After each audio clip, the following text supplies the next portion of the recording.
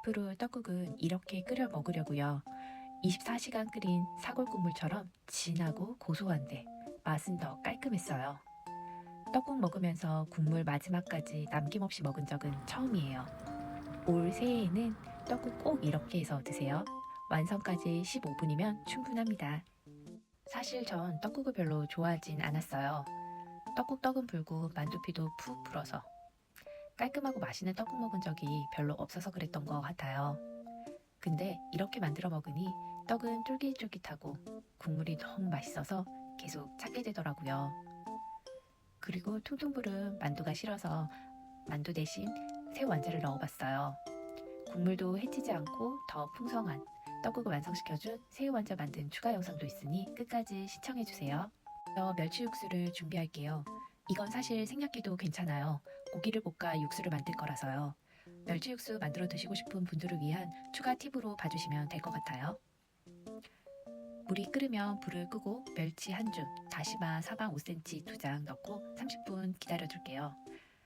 녹차잎 우리듯이 천천히 우리면 훨씬 더 깔끔한 맛을 만들어줍니다. 떡국떡을 물에 불려두세요. 불린 떡을 간장 1큰술, 물 2큰술에 버무려 주세요. 그러면 떡이 불지 않고 쫄깃쫄깃하게 먹을 수 있습니다. 고명으로 얹을 대파는 흰대 부분만 채 썰어 준비해 주세요. 계란 2개를 준비해서 흰자와 노른자를 분리하고 소금 간을 해주세요. 기름을 두른 팬을 약불에 맞춰 놓고 흰자와 노른자 각각 지단을 굽습니다. 떡국에 넣을 소고기를 얇게 썰어주세요. 부위는 국거리 스테이크용, 어느 부위든 상관없습니다. 잣 3큰술, 물 400ml를 믹서에 갈아주세요. 주물냄비에 참기름을 두르고 소고기를 볶아주세요. 약한 불에 볶으면 핏물이 올라오기 때문에 센 불에 볶아주세요. 주물냄비 같은 경우는 중간 불이면 괜찮습니다.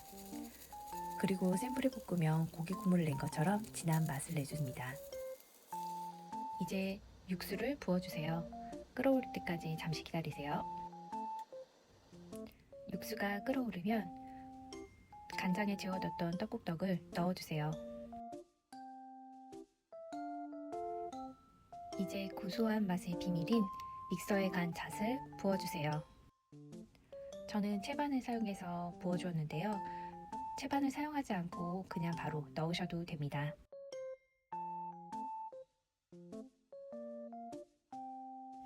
잣을 넣으면 사골 국물의 깊은 맛을 내면서 느끼하지 않고 고소하고 구수한 깔끔한 맛이 납니다. 사골의 감칠맛인 아미노산 성분이 잣에도 풍부하게 있기 때문이죠. 잣은 주 성분 인 함유량이 사골 국물의 40배나 된다고 해요. 이제 하루 종일 사골 국물 끓일 필요 없겠죠? 떡국에 만두를 넣어 드시고 싶으신 분들은 지금 만두를 넣어주시면 됩니다. 만들어둔 새우 완탕을 지금 넣어줄게요.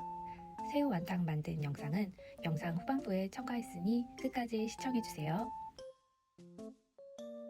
떡국에 만두는 넣어 먹고 싶은데 불은 만두 피가 싫으셨던 분들은 만두를 미리 전자레인지에 1분 30초 돌리고 넣으면 짧은 시간만 끓이면 돼서 피가 불지 않고 속까지 데워진 만두를 드실 수 있어요. 그것도 싫으신 분은 만두 피가 없는 굴린 만두나 완탕 만두를 사용하시면 됩니다. 자, 완성되었습니다. 잣이 사골 육수처럼 오래 끓인 구수한 맛을 과연 낼 수 있을까 반신반의하며 끓였었는데요. 세상에나 맛을 보고 깜짝 놀랐어요. 진짜 고급진 맛이에요. 정말 이번 새해나 설 명절에 꼭 해드셔 보세요. 앞으로 떡국 끓일 땐 이 방법이 계속 생각나실 거예요. 고소하고 깊은 맛이 정말 고급 한정식에서 내어주는 그런 고급스러운 맛이에요. 잣이 마트에 없거나 가격이 부담되시면 캐슈넛으로 한번 만들어 드셔보세요. 캐슈넛으로도 맛있게 먹었었어요. 오늘도 작은 정성과 시간이 큰 맛을 만드는 경험이었습니다. 열을 고르게 전달해서 따뜻한 맛을 오래 머무르게 해준 주물냄비 사용도 그만큼 맛의 차별화 요소였습니다. 구독을 눌러주시면 주물냄비로 맛있는 요리를 완성시키는 비법 담은 영상들 계속해서 전해드릴게요. 오늘 올려드린 떡국 만든 영상 따라하셔서 떡국 한 그릇만으로도 고소하고 깔끔한 고급진 맛을 꼭 느껴보세요. 행복한 하루와 새해 되세요. 감사합니다.